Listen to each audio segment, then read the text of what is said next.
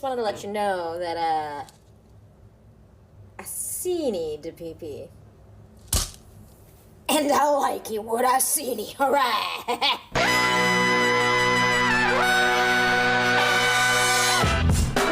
Good morning, sweet world, and welcome to the No Dunks podcast presented by Amazon Prime. It's Wednesday, June 11th, 2025. I'm Jay Skeets here in the Classic Factory, and alongside me, as always, Tass Mellis. Game 3 tonight. Yes, sirs! Next to him, it's the bearded one, my top shot hot boy, Trey Kirby. Ayo. Hey, yo! And over yonder, making the magic happen, super producer JD. Hello. There he is. Here we are. Hello to everybody on YouTube. Hello, podcast listeners. On today's show, the boys are back to discuss what's going on with the Knicks coaching search. They have no Riz. Everybody's saying no. Denied. We'll get into that. I want to get your take on whether you're concerned at all about the low finals ratings after 2 games. And the summer of Wemby off to a hot start. So we'll get into that as well. But let's talk about Game 3. You said it, Tass. Finally tonight. Feels like it's been, I don't know, like a week. I know it hasn't. But man, this gap is backbreaking. Anyway, after a last-second buzzer beater from Tyrese Halliburton stole Game 1 for the Pacers, OKC bounced back in Game 2 to tie this thing up. So the finals now goes to Indianapolis for a big Game 3. You want to call it pivotal? Knock yourself out.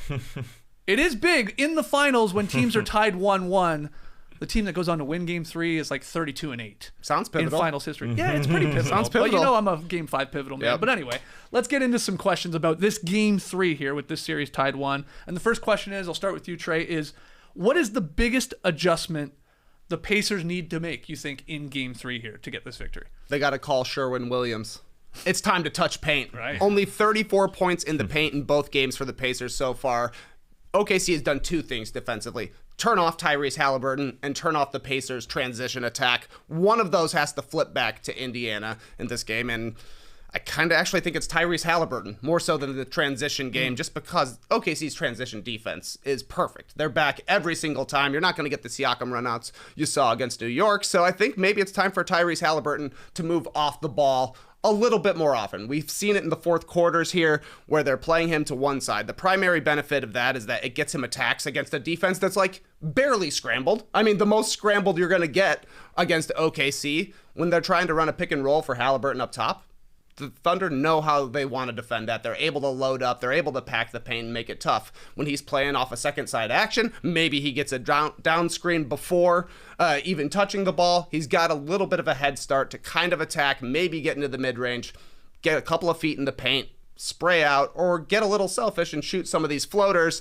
The secondary benefit, I think, is that you can't really help off Tyrese Halliburton. He's a great shooter from the perimeter, which means more opportunity for Nembhard to get into the 2-man game, whether it be with Siakam or Miles Turner. And then that's good for the Pacers because it puts Shai Gilgeous-Alexander and whoever the Thunder big man is that's out there into the action. That's kind of the most favorable matchups you're going to get if you're the Pacers. Shai is a great defender, but he's the 5th best defender in the starting lineup. Whoever their center is going to be the slowest guy on the court because the Pacers have such good speed. So the more often you can get Nembhard a chance, maybe get Siakam some looks, maybe Miles Turner is able to knock down some of these pick and pop threes, I think that opens things up for the Pacers and for Halliburton specifically. Everybody's talking about it, himself included. I got to do more in the first halves of these games, and that's absolutely true. That's the one big adjustment is figuring out a way for Tyrese Halliburton to have an impact. Are you concerned about his lower leg thing, to use his words? I mean, he was walking with a limp getting off of the podium there when he's talking to the media over these last couple of days. He says he's fine. He's going to play.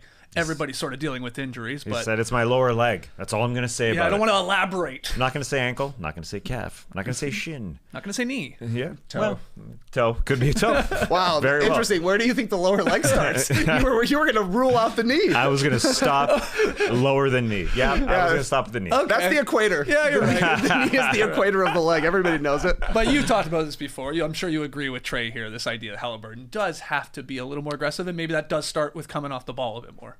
There's no doubt. I think it starts with the Pacers defense, to be honest. I thought they did a bad job of getting out to 3-point shooters the entire game, too. And they're so much better inside the arc, but I thought they're kind of dying on screens, and if they weren't dying, they're kind of suffering from crippled injuries. They were way too slow, and that factored into 3-point shots over and over and over again. It started late in the first, and then you could see what they wanted to do in the second quarter. There was a lot of side pick and rolls where the Pacers just weren't ready to get out there. only 15 of OKC's 36 shots were defended. I mean, so 21 of their shots were uncontested. That's way too many. Now, I think they're just packing it in way too much. They're doing a great job of stopping 2-point shots. It's kind of odd to see that Pacers have only shot, or excuse me, the Thunder have only shot 47% within the 2-point shots, like within the arc. 47%, that's not great, but the 3-point shots are wide open. You could see it, Siakam at the end of the first quarter just not getting out to Chet Holmgren for a wide open shot, and then you could see the side pick and rolls over and over again in the second quarter. So I think that translates to a better offense for Tyrese Halliburton to get out there. I know that OKC is an incredible transition team. There is no doubt, but I think it just starts from there, and they just didn't look like they were getting out to those shots. They were just way too slow. So I think that happened. It starts from there, and then it translates to Halliburton not stepping on the midcourt line for whatever frickin' reason he did that, or getting confused, pass, dribble, turnover, just not being right. And I think it starts from the entire 5 guys on the defensive end. We did see in game 2, OKC, SGA, obviously it was a coaching decision, like set high screens, like way out on the floor. They don't generally do that, but they saw something after game 1 where maybe then obviously SGA could sort of sneak through that, and then you're playing 4-on-3. Oh, yeah.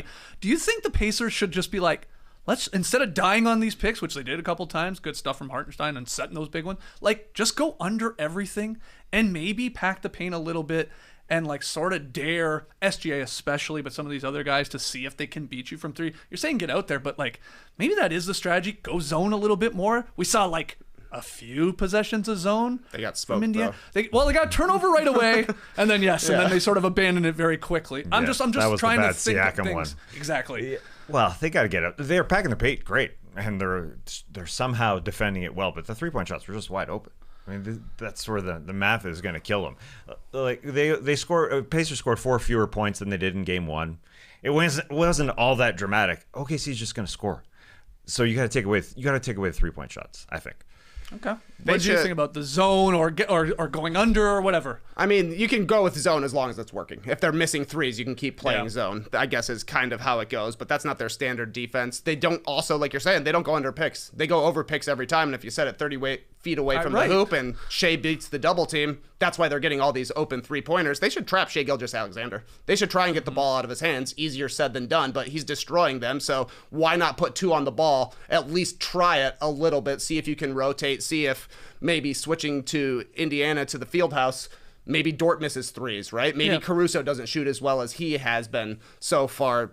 You have the home court advantage now, so try and use it to your advantage by maybe limiting Shea Gilgeous-Alexander. They haven't been able really to stop him. He was missing some shots in the second half of game 1, but otherwise he's getting to the spots he wants to. So I would try something different. Double team him, go under. Like the defense they're playing, their standard defense, it's clearly not working. Yeah, and maybe the answer to all that is like whatever it is, you have to keep switching it up, right? You like whatever like defensive like identity you're throwing it, be it zone, be it scrambling to double them, like whatever it is, you can't keep doing it because this team is just too dang good, and they're going to figure it out, and they get more comfortable with it, and then they know where to attack from. You really got to be active in switching it every couple possessions and keeping them on their toes.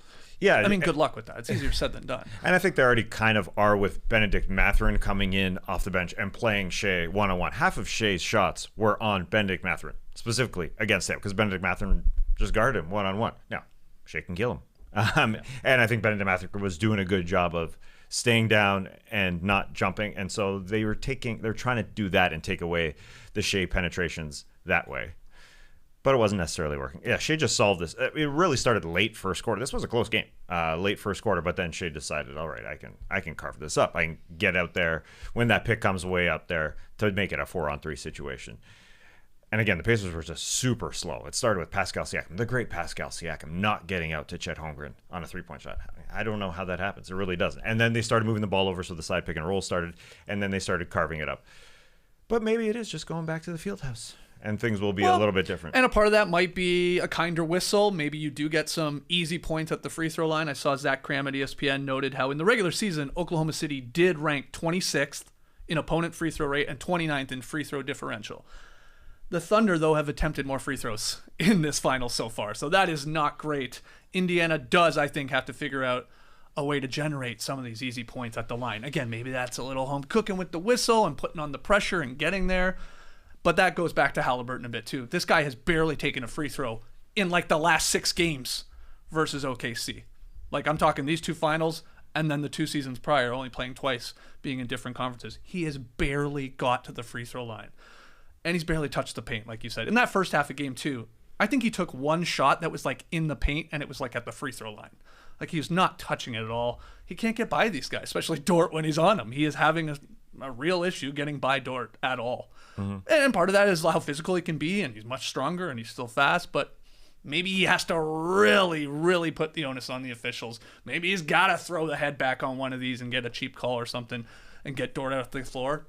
Then in comes to someone else really good. But, my point here, I wonder if they can just get more points at the line. Yeah, Siakam has been the only guy who's really been getting to the line for the Pacers. 0 attempts so far at the free throw line in the finals for Tyrese Halliburton. Yeah. If Dort gets beat, it's instantly a switch with maybe it's the big who's out there. They do some funky stuff with stunting Caruso at Halliburton coming off. Cason Wallace is calling out switches, running from one side of the court to the other to defend a 3-pointer. Like, it's crazy what the Thunder are doing. So maybe they got to work through Siakam a little bit more as well, I would say. He had an awkward game 2, went 3 for 11. He's only 10 of 26 so far in this series, but at least he's an interior player. Maybe let him handle the ball in some of these pick and rolls, put the 2 Thunder bigs, or if it's Jalen Williams, who's done an awesome job, get him switched off of Halliburton. I think that would be big, or off of Siakam. That would be big for getting Pascal some opportunities to attack. They just gotta figure out a way for their offensive players to really shine, because they haven't. Halliburton hasn't had a good series thus far, just like Anthony Edwards didn't have a good series. Shocker, against the Thunder. Yeah. Siakam hasn't either, so I kind of feel like we might need to see a little bit more Benedict Mathurin. He's given it back on the defensive end for sure, but at least he's the only guy that really gets in the paint consistently for the Pacers so far. Some of that is playing against the bench, but I don't think TJ McConnell's been that good, so maybe more Mathurin minutes? I don't know. That probably is a self-defeating prophecy. That's not a thing. But you know what I mean? Yeah. Self-defeating prophecy. That's kind of skeetism. It kind of is a good one, though. Yeah, I was okay with it. I think you didn't even mention Andrew Nembhard, because he was the guy who was able to get it going in the first game in that fourth quarter when things were just kind of stale. Yeah. I mean, really, this comes down to a few minutes in this series where Indiana won those few minutes. Otherwise, OKC has kicked butt. That's why we're talking about a series in the finals that's 1-1 like it's 3-0. We are. Every podcast I've listened to over the last 48 hours, am I wrong? Yeah. It feels like it's like, can the Pacers just survive? I mean, it's 1-1. Yeah. It is tied, and they have game 3 at home. So it's weird that we're doing that, but a big part of it's because they have been outplayed for a majority of the, 96 minutes. Yeah, and those 3 minutes that they won, they weren't playing it big. OKC was not playing it big. OKC didn't put one out there in that last 3.5 minutes, and that's just not going to happen again. One of Hartenstein or Holmgren is going to be out there. So they kick butt in a couple different ways. But yeah, I think Nembhard is the guy. As much as we focus on Tyrese Halliburton, he started game 1 poorly as well. He just got it going in that last quarter. It's on Nembhard as well as Siakam, who's just off, man. He was off in game 2, even though he's getting to the line and contributing, and they're defending the rim really well. They got 6 guys who block shots through 2 games. Like, they are doing a good job in the 2-point area.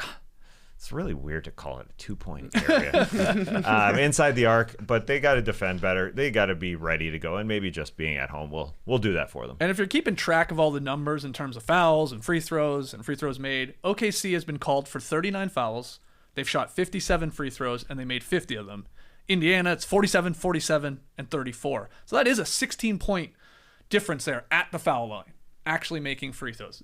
For Indy to, make this a series, to win this thing, pull off the miracle upset, that has to flip. There's just, to me, there's just zero chance if that's in OKC's favor. Because, again, that's the one thing you could look at from a dominant regular season team and go, okay, that's a bit of a weak spot. They play so physical. They can get into foul trouble. They can get you at the line. They can give you points. They don't generate all that many really outside of SGA there.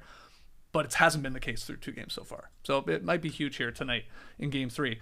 Who has been the biggest X factor to you through 2 games so far? Either a player or a thing you've got your eye on, TK. Well, the player for me is Obi Toppin, but it's because he kind of stands for 2 things: 3-point shooting and bench play.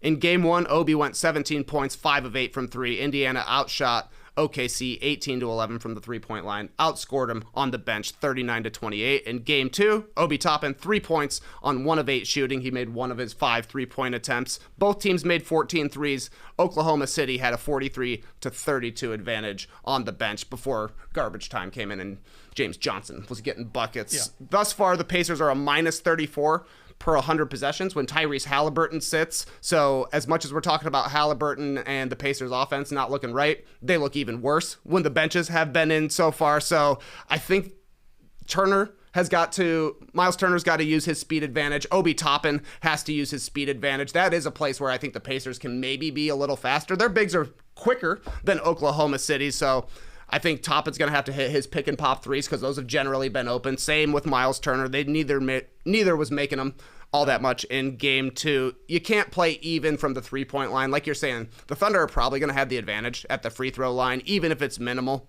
Like, I don't know, I think they took 7 more free throws in game 2. That hurts, but it doesn't hurt as much as playing even at the 3-point line. You got to beat the Thunder from 3 or at the offensive glass. That happened both for the Pacers in game 1, and I think a lot of that was Obi Toppin played kind of out of his mind. He had the crazy start to this one, throwing the ball all around, but then really settled into the game and looked comfortable playing. He's an athlete on par with the rest of the Thunder, which I think is good for the Pacers, but they're going to have to make their shots. Like, those are the ones that Oklahoma City is okay giving up. Pick and pop threes when they're really putting pressure on the ball handler. Turner's had looks. Toppin's had looks. They made them in game 1. They didn't make them in game 2. Yeah, for me, I think it's the Alex Caruso factor. I know we all talk about it, but really this game starts in game 1 and game 2 when Caruso comes on the floor. And the Thunder just go on their roll because it's contagious for him. Defensively, everything trickles down from him, and he can't start games because he can't play 40 minutes. I know everybody's wondering, when does that happen?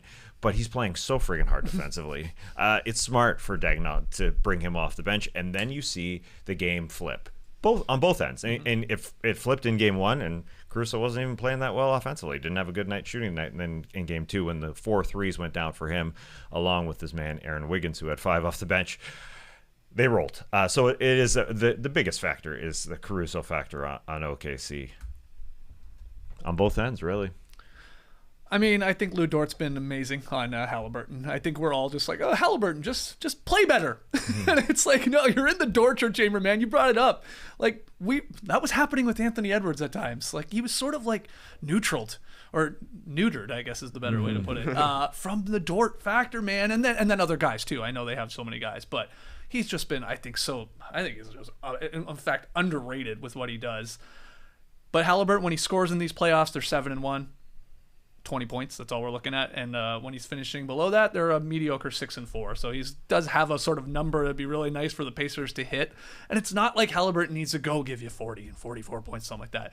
It's just the touch and paint, kicking out, getting maybe a little more aggressive early. I think still getting to the free throw line would be huge for him, just get some easy ones, but I think Dort's just shut him off. The other thing is, you said the benches in game 2, it was the Thunder bench. It was Wiggins and Caruso. I mean, they went for a ton of points. They combined for 38 points, those two guys. So they beat the Pacers bench game 1.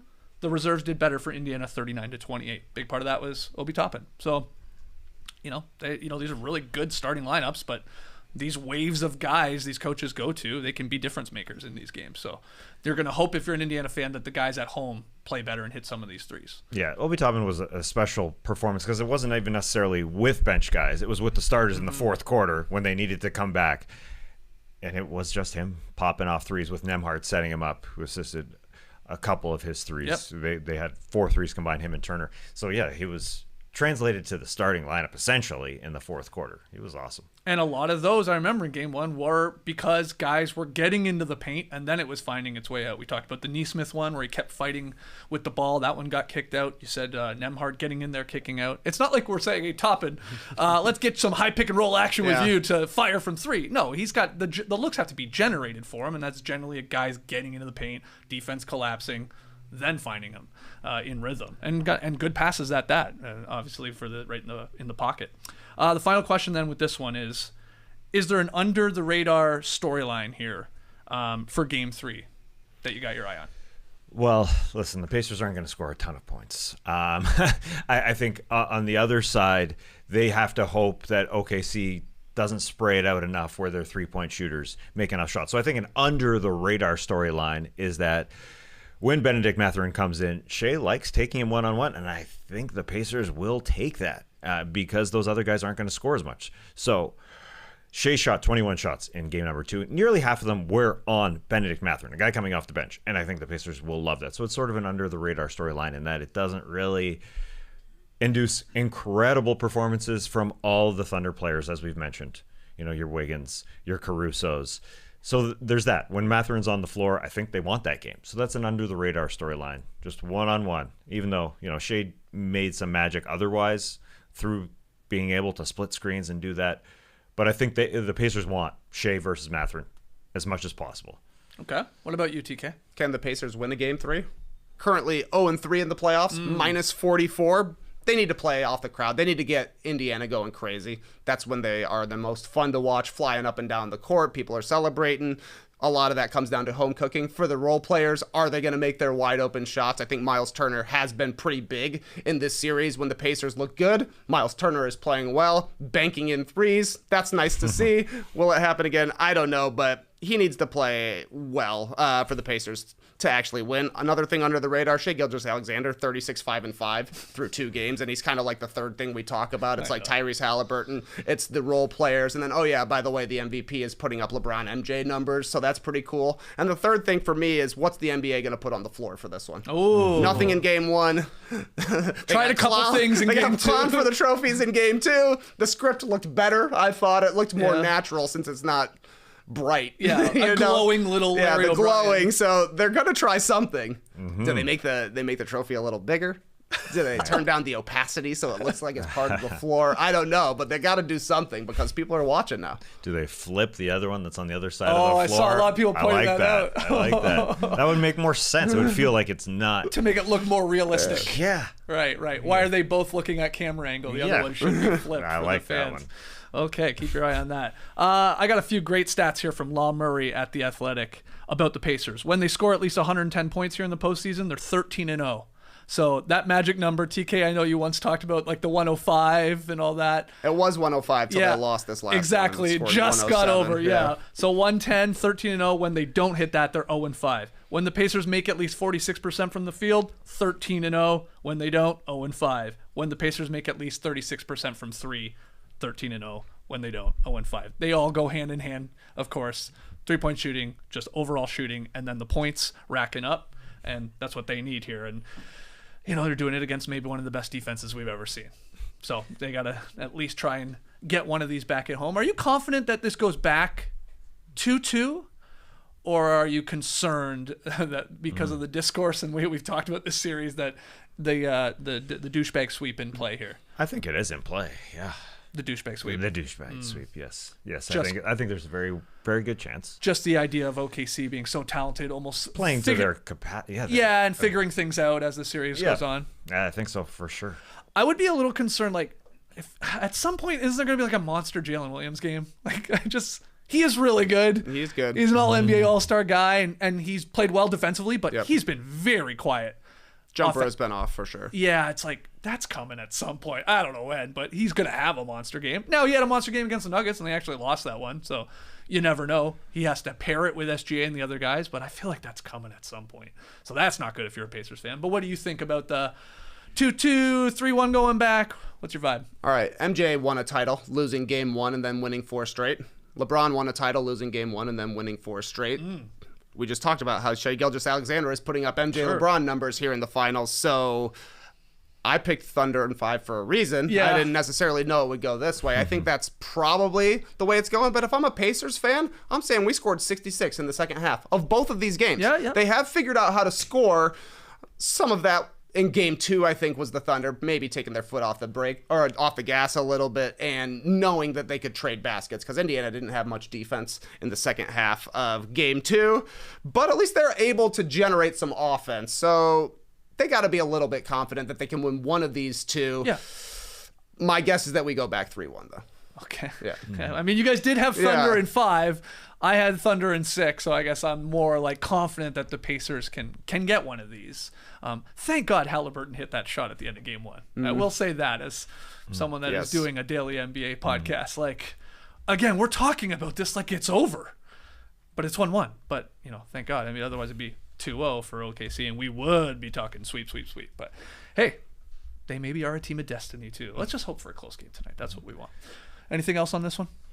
No, I just love those stats that you mentioned because they really just have to get to 110 points. And that's what Halliburton did with that game-winning shot. I mean, they're at 109. Just hit a shot, man. They got it. Yeah, they win. The number. Yeah, that is the magic number tonight if you're a Pacers fan. All right, we will be obviously back here tomorrow morning to break it all down. Do you think the Pacers will go back to OKC up 3-1? No. Yeah. No, I don't. I don't hear a lot of people calling for that one. No. They're almost. I think they're happy with 2-2, making a best of 3 Double NBA split, finals. yep. Yes, exactly. All right, that's enough on Game 3. Again, that's tonight at 8:30 p.m. Eastern on ABC. Can't wait to see what's on the floor. Can't wait to be upset about that. But we got some other things to talk about. Let's do Is This News? Some headlines for the guys and for everybody watching here on YouTube and podcast listeners. First one, it is finals related. From front office sports. NBA Finals Game 2 ratings lowest since 2007, excluding the bubble. So Game 2 of the NBA Finals averaged 8.76 million viewers Sunday night on ABC, based on the Nielsen numbers reported by Sports Media Watch, the least watched NBA Finals Game 2 since 2020. Heat Lakers, that was 7.54 million, and that was played again in the Walt Disney World bubble there because of the COVID-19 pandemic. Is this news, Tass, that we had a low ratings in Game 1 and got even worse in Game 2 despite the Halliburton game winner? I don't know what these Nielsen reports are anymore. Okay. They're a thing of the past. They truly are. Who watches games and where they watch games is the question. Why aren't we into the books here of the NBA to know exactly where games are watched? Because I feel these numbers just don't mean anything to me anymore. Okay. Things change. We're watching them streaming. We're watching them via the NBA app. We're not watching them with our Nielsen boxes on our TVs anymore. It's just a thing of the past. I mean, I really would like to understand how these numbers happen. So you don't seem too concerned. I'm not concerned. Okay. And the NBA, I don't think the NBA is concerned either. We knew they were going to go down in terms of just markets. Yeah, because of the small markets. I think people were maybe a little surprised that it did go down from Game 1 because of, again, maybe the upset victory, the huge shot. People thought maybe it would stay pretty close or even tick up. So that going the opposite way, maybe not great. But are you concerned? Is this newsworthy to you, Trey? I mean, I think it's disappointing that the number dropped after Game 1, for sure. I'm with Tess.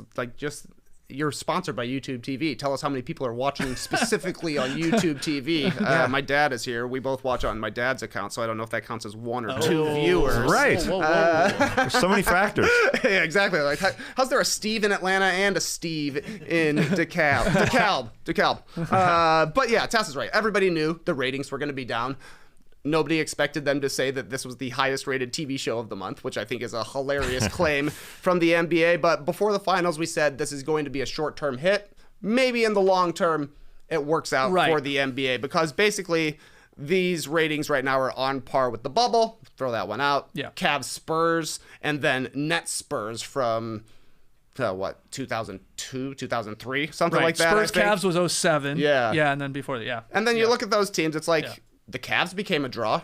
Obviously, they had LeBron James, but going forward from there, like, the Cavs were a major team after LeBron had his first finals appearance. The Spurs, I don't really think ever became a draw, so maybe that is OKC. Maybe OKC is the new Spurs, where teams they're like, this is one of the best teams in the league. They've got a straight-up Hall of Famer leading the way, and nobody really cares all that much just because they keep to themselves. They're kind of low-key personalities, and they just go out and dominate specifically on the defensive end. But we're going to get a freshly minted star off of this. Either Shai Gilgeous-Alexander caps off an awesome season where he was the MVP, the scoring leader, and likely the finals MVP. He would be right now. We'll be debating whether, where it ranks as one of the greatest seasons of all time.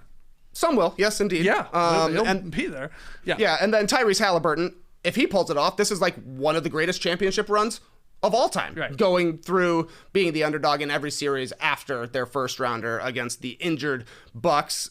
You also have to figure that the Thunder are going to be good going forward here. The Pacers are probably going to be good. They're mostly a young team, and at least outside of Miles Turner, they got everybody coming back. So this is kind of the baseline, I think, for both the Thunder and the Pacers. The Thunder have a chance to go up after winning the championship. The Pacers certainly do. I think it's more likely the Thunder make it back. But, I mean, this was kind of to be expected. Yeah. These are very small markets with kind of anonymous players unless you're really tapped in. Yeah, and I mean, you brought up the NBA PR spin. Mm-hmm. We actually have a tweet about that because they didn't take long after the Nielsen low ratings got released to tweet this.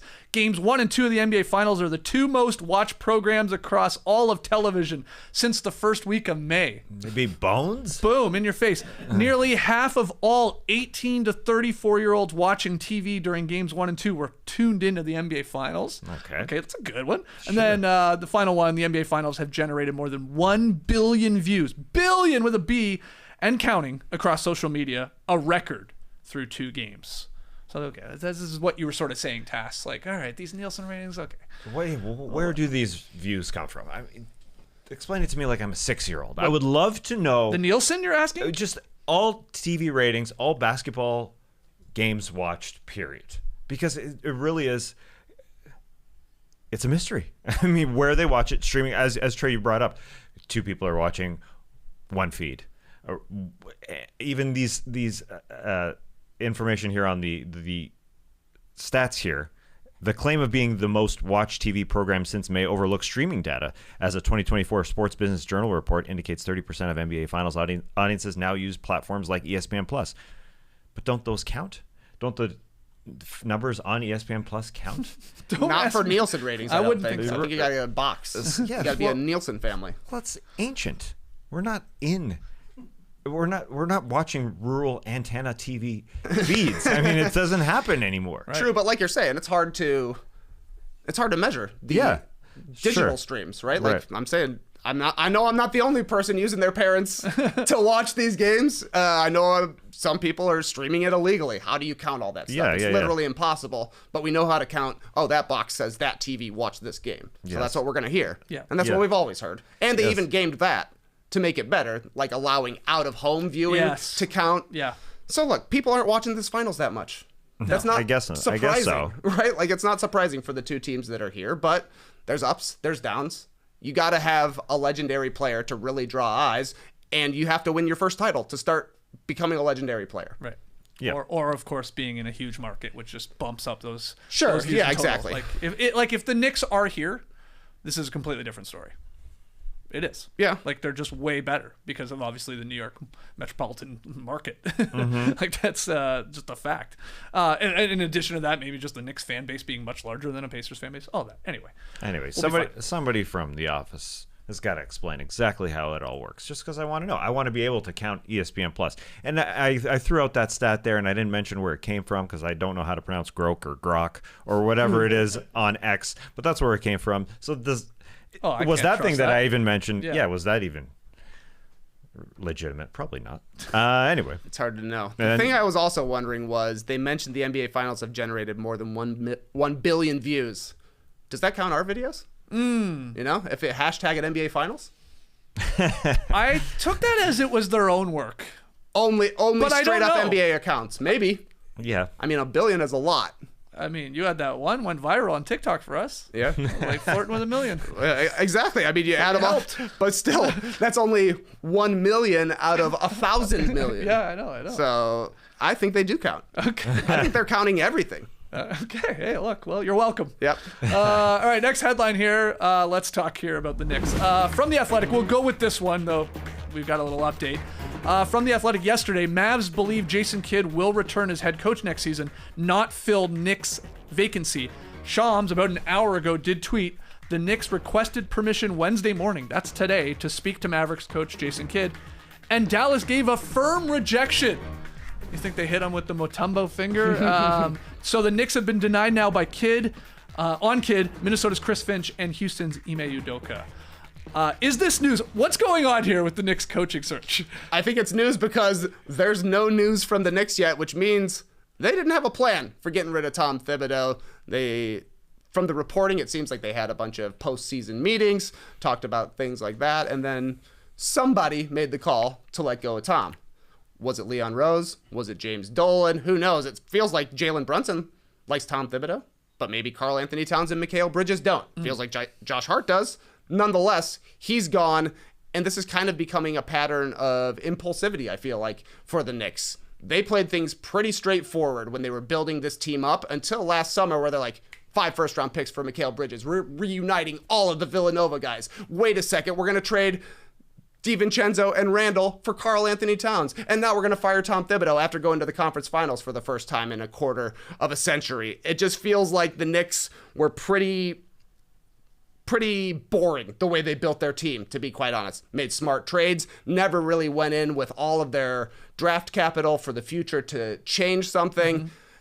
And it really built the Knicks back up in a smart way that they had not been doing from basically 2000 to 2020. And then starting last summer, they got close in that conference or in that second round against the Pacers. 7 games. They're like, we are right there. All we got to do is one more thing.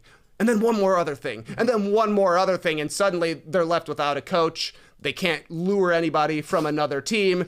And now they're going to be scrambling to see who they get. Maybe they get Michael Malone, who's going to be available. He's kind of a Tom Thibodeau style, though he does have a championship, maybe a little bit better offense. Or Mike Brown, who used to be a defense guy, turned into an offense guy. It just seems like the Knicks thought they were going to have their pick of the litter. Everybody wants to come to the Knicks, right. But guess what? Other teams have a say in things too. Yeah, that's a good point. It's not the coaches necessarily saying, no, Jason Kidd or Udoka or Finch saying, I don't want to talk to you, New York. It's the team that employs them saying, no, we're denying that request. Mm-hmm. So that's where we're at here. Yeah. Do you agree that the Knicks fired Tibbs without a surefire successor here in place? Feels like it. I think that's very clear. They didn't have one planned out. Do I think it's completely negative at this point? No, I don't think so. I think they can still find the one, but it is making every single headline. I find the Jason Kidd scenario pretty interesting. Also, that they've hired Jay Triano as an assistant coach. So, frankly, leave their offense as their second assistant. Did he hire them? Did he hire Jay Triano? I think that part is interesting. I mean, they went to the finals last year. This year, as we were told in Nico Harrison's press conference, along with Jason Kidd, when they let go Luka Doncic, that we think of players as the same. I mean, we think of the same archetypes. So then they're supposed to go out there and run out AD and Kyrie Irving. They didn't have those guys out there, but now there's an assistant coach in there. So I do wonder how the relationship between Nico Harrison and Jason Kidd is going, frankly. Mm-hmm. I think that's a fair question. The Knicks didn't have a plan, though. But when we step back and they go hire a younger guy, whether it's a Kenny Atkinson type, whether it's Thunder assistant Dave Bliss, who's an incredible X's and O's type of coach as a younger coach, I think it'll be fine. But these names are making incredible headlines, and that's what people want to talk about, and that's what people are talking about, in that they've asked for Udoka or Chris Finch or haven't gone through that process at all.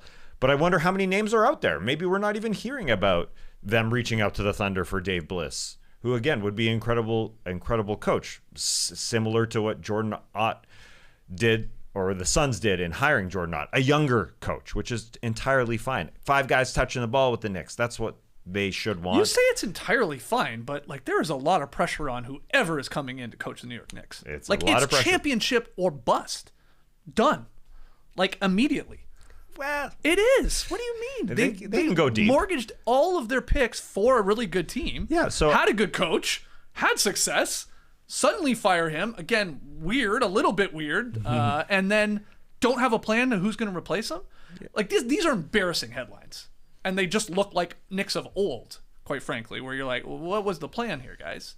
You're getting just shot down here. So did you think you had a legit chance at one of these guys? Yeah, but what if they are calling legitimate coaches, and there are opportunities, other opportunities that they are getting some interviews for? I don't think it's all negative in the end. I think moving on from Tom Thibodeau, yeah, it was puzzling at the moment that it happened, but then you look at it and you say, well, yeah, different things could be happening on the floor where 5 guys touch the ball. There's more shots happening. There's different defensive schemes where we play a center alongside Karl Anthony Towns, where we play our bench more. And Tom Thibodeau couldn't do that. Both things can be true. They could, yeah. That they are convinced Tibbs is not the guy to get them to the promised 100%. land, but also the other truth to this can be like, what are you doing? Finch would be This good. looks pretty Udoka dumb. would be good. Yes, those are also Problem, true. they're coaches right now for other teams that are actually good too. This is the other part of this. These aren't coaches on bad teams. All Yeah. three of these guys. Yeah, before those names came out, and you saw the Jason Kidd scenario, as I brought up with the whole story about bringing in an assistant coach and having to deal with everything that happened in Dallas this year, and even missing one post-game press conference because he needed a rest, as he said. Yeah. I mean, you'd think that this one was the most legitimate of all of them. And I wouldn't put it past Jason Kidd at some point to want to leave Dallas. Well, yeah, James Edwards III for The Athletic did write, and this was before we got confirmation that Dallas did deny the Knicks a chance to talk to Kidd, but he said, what if Kidd does prefer to coach elsewhere? Could Kidd put up enough of a stink behind the scenes to make the organization's decision makers change their mind? It feels like the Knicks are banking on that. Some people think Kidd's just doing this to parlay the Knicks' interest into another contract extension, lucrative money, and all that. That could be a part of the equation. Sure. But yeah, you can trade a coach, by the way, for picks. Yep. That's happened. It's happened for Doc Jason Rivers. Kidd. It's happened for Jason Kidd. Thank you. So Milwaukee not to that the Brooklyn, Knicks have yeah. a lot of draft capital to do that, but yeah, it could be done. But anyway, it's just very weird. Yeah, it's weird. It's weird for a team that was in the conference finals, especially. Yeah, yes, it is. But I wasn't here when you guys did the Thibodeau show, but it's kind of like we talk about a lot of teams. If you were going to fire him midway through the season, why didn't you do it before? They did it before. Understandable, I think, but just weird paired up with how far the Knicks went. I don't know. Knicks fans didn't like their team this season at all, and they thought Thibs was doing a bad job until they made a miracle run to the conference finals. But it's such a time it's a flat circle thing. Jason Kidd, at the end of his Dallas career, left the Mavs for the Knicks, ruined his relationship with the Mavericks at the time. They're like, we'll never retire this guy's jersey. Now, that was when Cuban owned the team. Obviously, he came back. Also, Jason Kidd has been traded as a coach. It hasn't happened to a lot of players or a lot of coaches, but he's one of them. So two of these things, I don't know. Maybe the Mavs should let him go.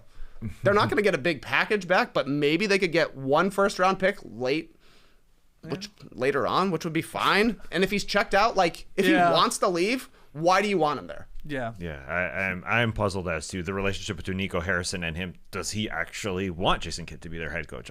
I'm not entirely convinced because of trading Luka in the first place and having Jason Kidd sit there in that press conference and having to say, yeah, I understand. He looked like he wasn't enthused by that whole thing. And then you start to link up. He's got a relationship with Jalen Brunson, having been there for one single season. He could have, Luka Doncic Part 2 in New York going there. So that it starts to snowball like that. But this could also just be a PR move for the Dallas Mavericks, saying maybe we just can't do this again this year. Maybe we'll let him go next year after Jay Triano and Sean Sweeney have a great year beside him on the bench. TBD on the Knicks coaching search and, what Dallas does with Kidd, I guess. All right, next headline here. I'm getting into the front office now. From the AJC, I'll just give you the headline here. Hawks finalizing deals with 2 senior executives in the front office. So the Hawks' new general manager, Ansi Saleh, are finalizing deals to hire Pelicans GM Bryson Graham as the team's senior vice president of basketball operations and 76ers executive Peter Dinwiddie as senior VP of strategy and analytics. So both those guys, Trey, are going to report to Saleh here, and this new front office structure in Atlanta is this news. Yeah, new Dinwiddie just dropped. How about that? Those conversations between the Pelicans and the Hawks when they were doing the DeJounte Murray trade, they must have went incredibly well because they're hiring the guy that helped do the trade, which worked out better for the Hawks long term, it seems, at the very least. But early on in their GM search, the Hawks were linked to Bob Myers, Tim Connolly, John Hammond, Elton Brand, named GMs. Yep. Instead, they're going with the first-time GM in Ansi Saleh and 2 front office execs that I'm sure people really tied into the league know, but are kind of unknown to the rest of us out here, which makes me think Quinn Snyder must have a pretty important voice here in Atlanta, even though he is left over from the Landry Fields regime. Yep. He seems to be the most experienced guy that's around, so I think he'll kind of have a lot of influence on what the team looks like, which makes me then question, will Trae Young still be around? My guess is yes at this point, because his trade value is probably pretty low. All things considered, surely they would have wanted to trade him at the trade deadline, or maybe last summer they ended up doing the Murray deal instead because they could get something better back for it. But Quinn Snyder didn't come to Atlanta to try and be a play-in team. He wanted to be a playoff team, and I think the Hawks have a better chance of being a playoff team if Trae Young is still around. So if Quinn Snyder has a voice in the front office, I think that means Trae stays. This is true. Quinn will have a huge name. I do like the signings here. This is news because we don't generally know these names, and I think that's entirely fine. Mm-hmm. The fact that you get Bryson Graham, who drafted Dyson Daniels in New Orleans. Now, he was kind of under the wing of David Griffin there, but he led the drafts in New Orleans. Yeah. And if you look at those names, those are good names. Trey Murphy got him way later than he should have. Herb Jones got him in the second round. Eve Misi in the 20s. Dyson Daniels, Jose Alvarado as a signing. All great stuff. Yep. Najee Marshall going to sign him as well. So these two guys under Saleh, makes sense. And they still could go get a president of basketball operations who oversees everything. I think it's unlikely, although the AJC, Lauren Williams said their search for a president of basketball operations will continue. It is unlikely, I think, but it's still an open scenario there where Saleh would be the GM as the guy under the president of basketball operations with Bryson Graham and Pierre Dinwiddie, another Dinwiddie, who knew, working under him. Yeah. Trae Young is eligible for a 4-year, $228.6 million max extension starting this July, though you can obviously push that down the road if you want. So the Hawks, do they pay that? Do they just go max? Do they try and get Young to re-sign for a smaller amount? Do they look to trade him and retool the roster with more of their younger guys, Jalen Johnson and Reece Sachet, Dyson Daniels you could throw in there? And again, they could just postpone that. They don't have to do that right away and see how the season plays out. So big decisions from this front office. But, it is funny. You see these names and you read about them a little bit, totally well-respected. Graham's an interesting story. He started as an intern. He literally was an intern for the Pelicans and worked his way up through video coordinating and up, became their draft guru, basically, like you said. So it's a hell of a story. Mm-hmm. And now obviously has a pretty executive role here with the Hawks. I like what the Hawks are doing. They've got some decisions here, especially the Trae Young one of it all. I mean, it'll be 27 at the start of the season. Mm-hmm. There have been a lot of teams here in Atlanta built around Trae Young, and they all win 41 games. So are you going to pay him 4 years at, what did you say? $228 would be the max extension, yeah. It's a lot. It's a lot. $60 million for Trae Young into his 30s. Hasn't proven that he can carry a team to the next level. That's a tough decision to make. That's a lot. Because he ain't going to sign for a discount. Not after being the number one guy here for a decade, basically. Right. Somebody's got to convince him to take a little bit less somehow. Because is he going to go get that max elsewhere? I don't know. Well, without an extension, Young could become an unrestricted free agent in 2026 offseason if the player option is declined. So it'd be a little bit down the road, but that's a lot of money, Trey. This is all these organizations are going to obviously are going to be staring these type of players and these contracts in the face, right? Trae Young's very, very good, but he's not top 10. He's not obviously top 5. The guys that you're oh yeah, max extension, SGA, no problem. It's these ones where you're oh my God. Yep. What do we do? You're in a bit of a bind because they're very important. In addition to being selling merchandise, being your face of your franchise, helping you win games, had some success in the postseason, but then it's this is a lot of money for a guy that we're not even convinced, can we build around this guy to actually compete? It's these scary contracts here that a lot of these teams, not just the Hawks, have to face. Yes, it does stink. It stinks for the Hawks in that they weren't healthy this year either. They could have been more than a 41-win team if Jalen Johnson is playing, because Trae Young has worked incredibly well with Jalen Johnson to try and show what Jalen Johnson can do on the floor. Jalen Johnson could have been an all-star this year if he wasn't hurt. Then it's a totally different team, it feels like. And Trae Young made more sacrifices this year than he has in his entire career, playing off the ball, setting off ball screens more than he has his entire career. So I think he may want, maybe okay, I should say, maybe not want, to take a discount. Maybe. You'd think, yes, he'd want to get the max money. And maybe he wants to go somewhere where he can win, in being that there's only 2 years left and he's going to be playing, if healthy, with Dyson Daniels beside him, Zachary Reece-Sachet at 20 years old next year, Jalen Johnson, hopefully, Onyeka Okongwu. It looks good on paper. In an Eastern Conference, there's some room for growth. Mm-hmm. It looks like a possible playoff team on paper. Yeah. a conference finals run, I think, seems kind of out of the realm of possibility unless things break right the way they did in 2021 for that sort of team. So my guess is no extension for Trae Young. Maybe they do it in 2026, but I think we'll be talking Trae Young trade rumors come next February. Final piece of news here. ESPN with the headline, Cavaliers' Darius Garland has toe surgery out 4 to 5 months. The toe. Yeah, that toe that he got banged up, I guess, at the end of March. Missed a couple regular season games. Then it got re-aggravated in the playoffs. He did miss, 4 playoff games, I think, total. Looked pretty hampered. But he's getting the surgery. They say he'll make a full recovery. He'll resume basketball activities by the start of training camp in October. Shams did say he's likely to miss the start of the regular season. But this is a guy whose name also coming up in a lot of trade rumors. In fact, I saw the Sacramento Kings graphic showing me Trae Young in a Kings jersey and Darius Garland in a Kings jersey. They want a point guard. How ironic is that? They used to have 2 really good ones, but they're both gone. Anyway, Garland, is this news at all to you, the surgery? I would say it's news in that the Cavs aren't going to trade him during this injury. And I think this just indicates that they're going to try and go forward again with Garland and Mitchell in the backcourt. Now, it's probably news because if there is one name that's on the board to be traded in Jared Allen, that increases the chances of him being dealt. That's why it makes it news for me. I think Garland's going to be there. They're going to give one more shot, but maybe they go with Mobley at 5 and try and downsize a little bit after flaming out once again, which was in part because of those injuries, as you said.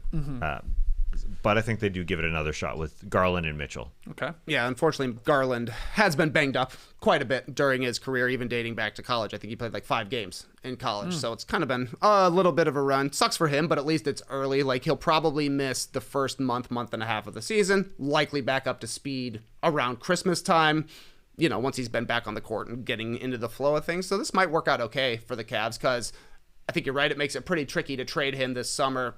Who's going to trade it for a guy who has been hurt and is currently coming off a surgery? So it probably means Garland is sticking in Cleveland. And if Garland's sticking in Cleveland, I'm with you. Maybe Jared Allen becomes more tradable, but they probably bring him back. You've got the injury to Jason Tatum.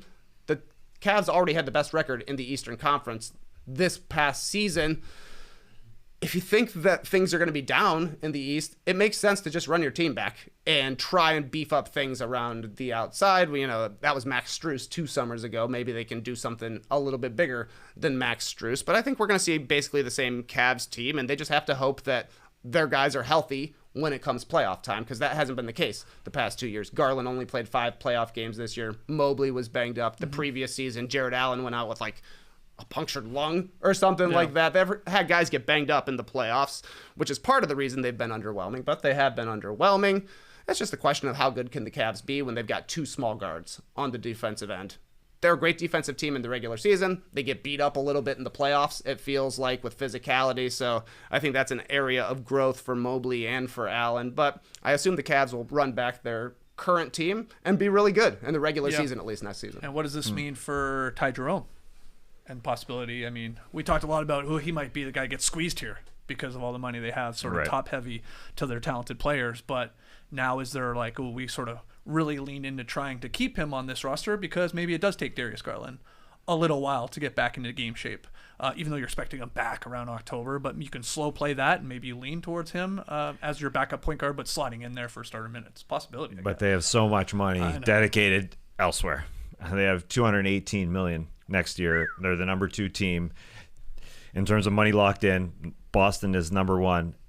But after this offseason, Evan Mobley's new contract kicks in at 46 per. They've got money tied into everywhere. DeAndre Hunter, Max Strus being those guys that, maybe they're tradable and you can add Ty Jerome instead. But I think you're probably going to see the same Cavs team go into next season, unless the Allen deal is the one that they move on from.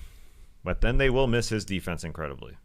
All right, so those are your headlines. Let's hear from you guys, newsworthy or not, when it comes to the ratings and the coaching vacancy with the New York Knicks and Garland's injury and so on.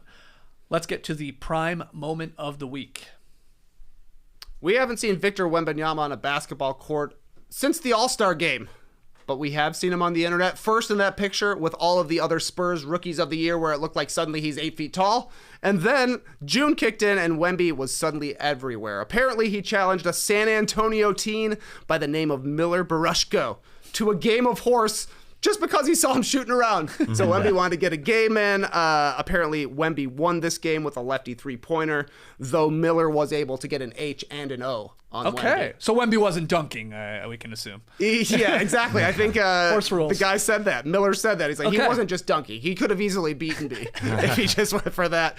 But I guess the lefty three did it. We've seen that kind of thing before. A player going against a kid. Yep.